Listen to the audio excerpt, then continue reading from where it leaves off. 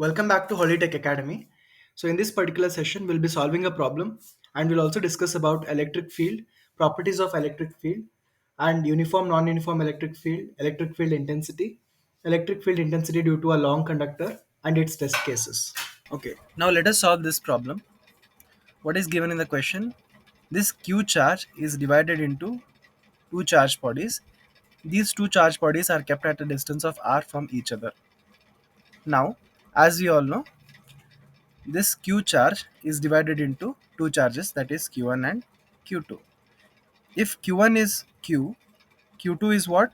Capital Q minus Q because they are divided.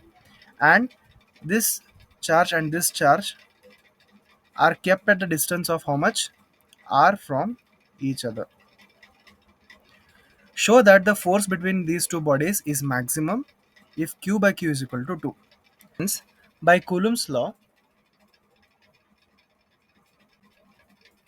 we have F is equal to K into Q1 Q2 upon R square.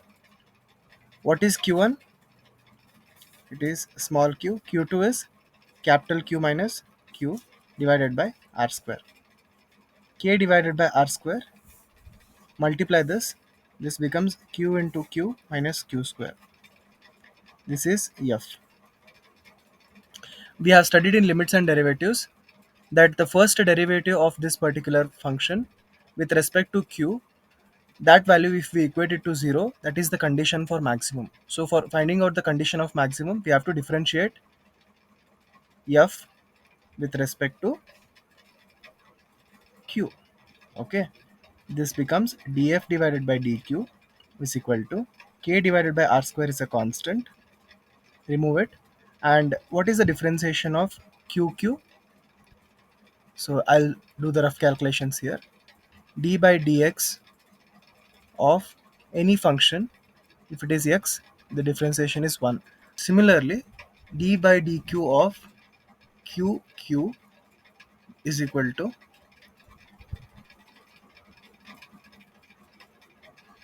this capital Q is a constant, dq by dq is 1. So I will write here as 1. This q into 1 minus d by dq of q square is what?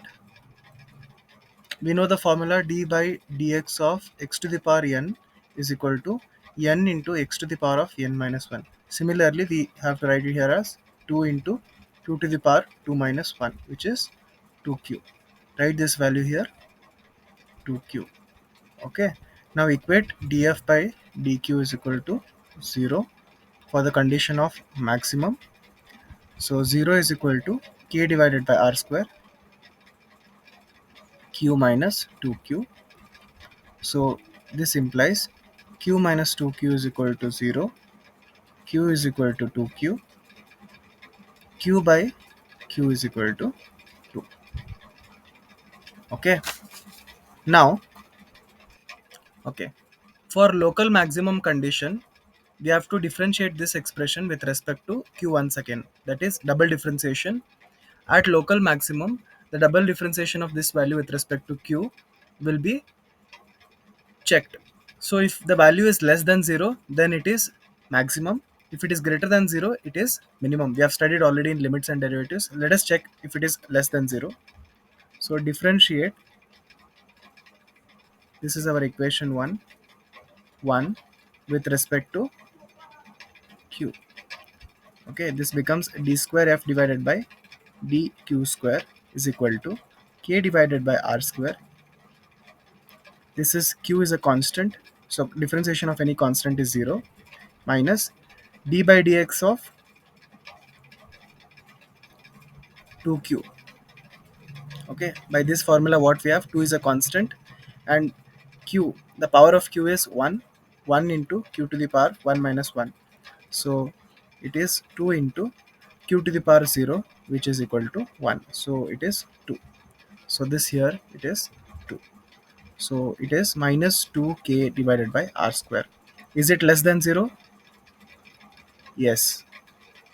Hence the condition for maximum is satisfied. Hope you have understood this problem. Okay. Now let us understand the definition of electric field. It is the region around a charged body in which another charged body experiences electrostatic force. So if this is the charged body plus Q1 and this is the region in which Q1 is present.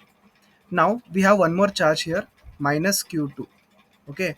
This minus 2Q is also experiencing a field because of the presence of this charge Q1.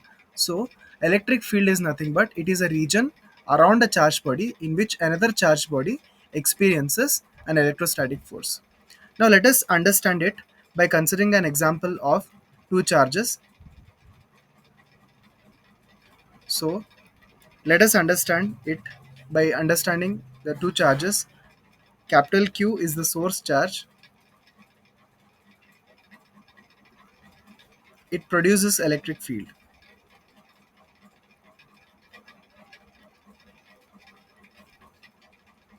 And Q is a test charge. It experiences the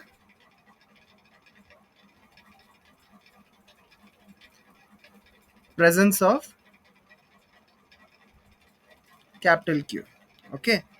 And it has the negligible electric field. It is almost equal to zero. Okay. It is very, very less. Fine. What are these electric field lines? Actually, they doesn't exist. Okay. These are the imaginary lines.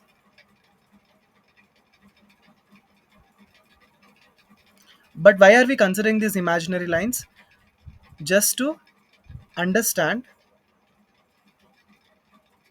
the electrostatic force and the effect of one charge with respect to the presence of the other charge. That's why we are considering this positive charge and a negative charge.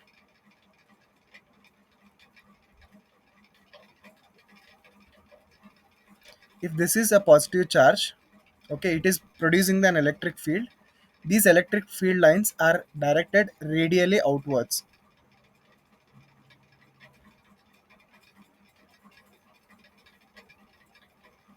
Okay, the field lines are directed radially outwards, whereas in case of negative charge,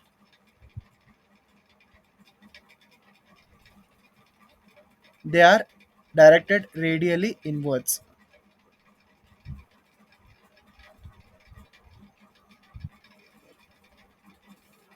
And okay, and we all know the equation for the electrostatic force is equal to Q into E. It is a function of the distance between the charges. So it can be written in vector form as F of R in vector is equal to Q of E in vector form. Okay, where R is nothing but the distance between the two charges. Okay, now let us understand how the electric field lines are acting in case of like charges and unlike charges. So here we have two like charges, positive and positive. So from this condition, we already know that they are directed radially outwards. So this field line, this is also directed radially outwards, and the other field lines,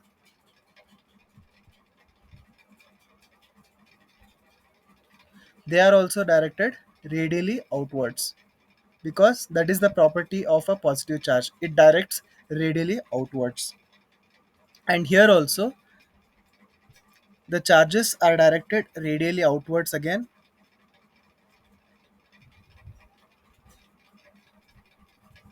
Talking about this charge also, this is also directed radially outwards, and here again it is directed radially outwards.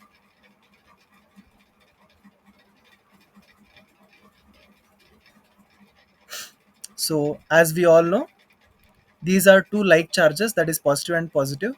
They repel each other. Okay.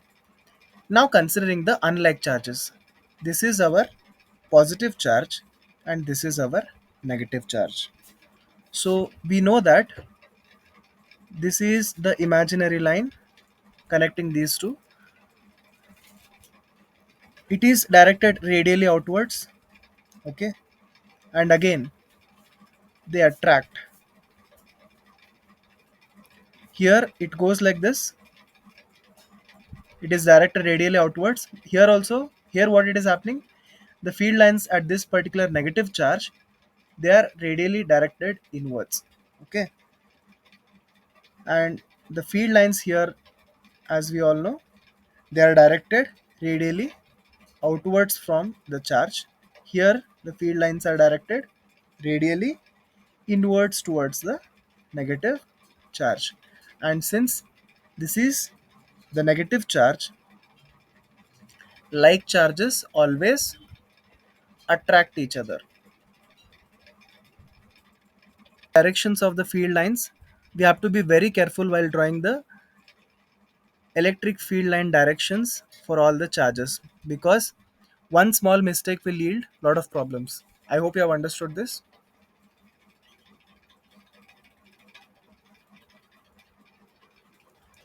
Now let us understand the properties of electric field lines. No two field lines ever intersect, okay. These field lines, they never intersect. Say for example, if this is a field line, okay, they cannot intersect, because if this forms a tangent, it forms tangent this way, this forms tangent this way. It is not possible, right? There cannot be two tangents for a same electric field lines, so this is not possible. No field lines ever intersect. The number of field lines is always perpendicular to the conductors. So if this is our conductor, the electric field lines are making 90 degrees with respect to conductor always, okay. The number of field lines is proportional to the amount of charge. If there are less number of field lines, charge is also lesser. If there are more number of field lines, the charge is more, okay. Next point, field lines contract longitudinally during attraction, unlike charges. In case of unlike charges plus q and minus q, field lines, they contract longitudinally, okay. They contract longitudinally. The field lines exert lateral pressure during the repulsion. So there is a lateral pressure happening in case of like charges, okay. They are directed radially outwards,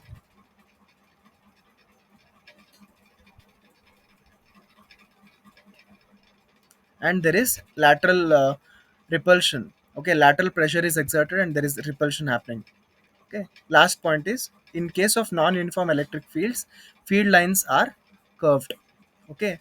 When there is a non-uniform electric field, the field lines are always curved. So these are the different properties of an electric charge. Types of electric field lines: uniform electric field lines and non-uniform electric field lines. So what happens in case of uniform electric field lines is, these are the field lines. They are uniformly placed. That means the distance between all the electric field lines are same, okay, and the intensity is also obviously same. In case of non-uniform electric field lines, these are the electric field lines, okay, and the distance between these are irregular, okay. All the distances that are between these electric field lines, they are not same. They are irregularly placed, okay. Trick field intensity. What is electric field intensity? It is the electrostatic force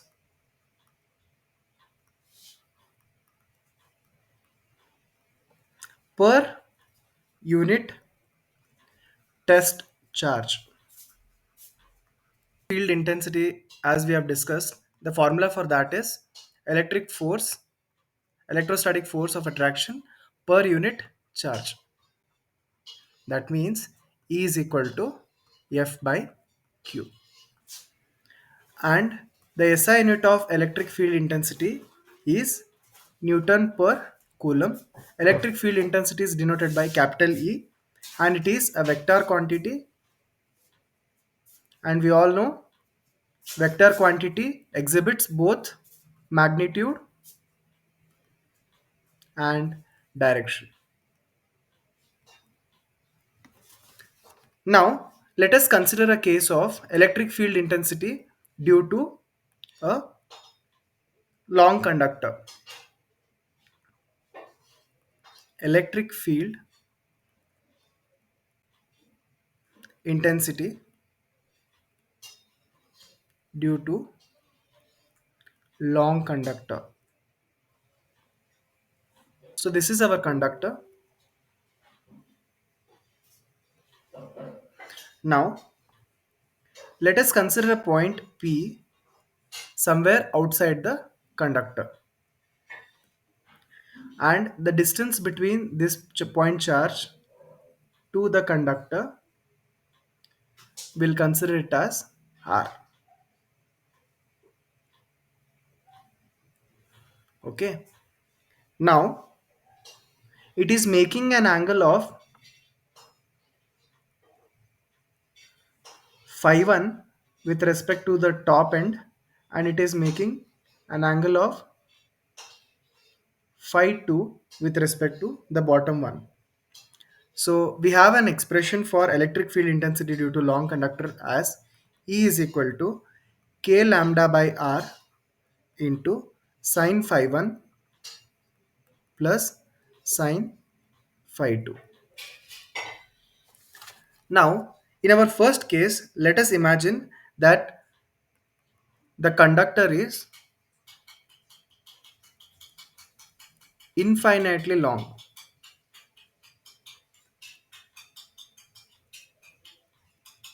So if the conductor is infinitely long like this, then what happens? This phi 1 will again tend to become 90 degree, and this phi 2 will also tend to become 90 degree. Yes or no? So if it is infinitely long, phi 1 and phi 2 become 90 degree. Then what happens? 90 degree is nothing but pi by 2. Therefore, E is equal to k lambda by R sine pi by 2 plus sine pi by 2. So sine pi by 2 is 1, k lambda by R 1 plus 1, which is 2k lambda by R. We have to remember this when the condition is when the conductor is infinitely long.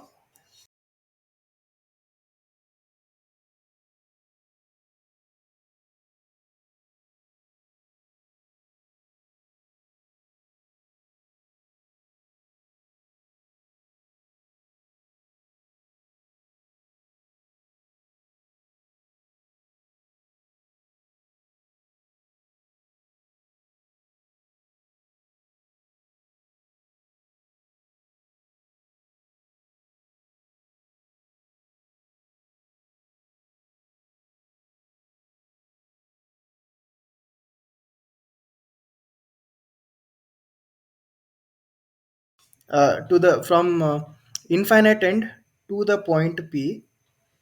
So the angle made here on top is phi 1 is equal to 90 degree because it is infinitely long. So at some point phi 1 becomes 90 degree.